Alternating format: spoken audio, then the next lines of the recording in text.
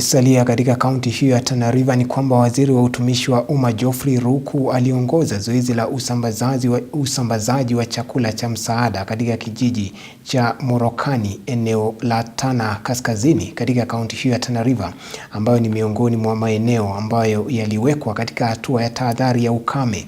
Eneo hilo limekumbwa na uhaba mkubwa wa maji, huku mifugo mingi ikifa kutokana na ukosefu wa lishe. Wakazi wakilalama kuwa ukame unaoendelea umekuwa changamoto kuu kwao, wakibaini kuwa chakula cha msaada wanachopokea hakitawamudu kwa muda mrefu, na kuiomba serikali kuingilia kati na kuwasaidia kuchimba visima vya maji pamoja na kuhakikisha kuwa kuna upatikanaji wa chakula kwa wingi.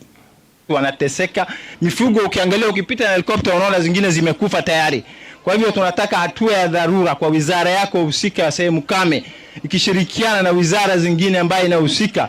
Hakika Tana River iangaliwe kwa macho moja kali. Ni mmojawapo katika sehemu kame, wilaya kame katika nchi hii. Hii ni kaunti moja ambayo iko kame zaidi kilinganisha kuwatosha. Hawezi kukula, haiwezi kukaa sana hiyo chakula, na kwa hivyo watoto haiwezi kuwatosha hiyo chakula, ni kurudia tena mara pili. Tumeishukuru, lakini ukiwa na familia utakuwa kama siku 4, ule ambao hana familia atakuwa na wiki moja. Tunataka watutengenezee mashamba hapa karibu na scheme, na watu wengi wameweza kuathirika hapa.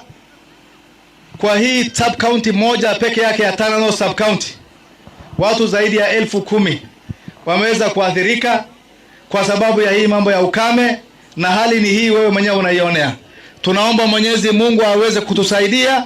Rais wetu, kiongozi wetu wa taifa amehakikisha kwamba ameweka chakula ya kutosha, kuhakikisha kwamba hakuna Mkenya yeyote, akuwe Turkana, Samburu, Baringo, Elgeyo Marakwet, hapa Tana River, makona ile ingine ambaye ataaga dunia kwa ukosefu wa chakula.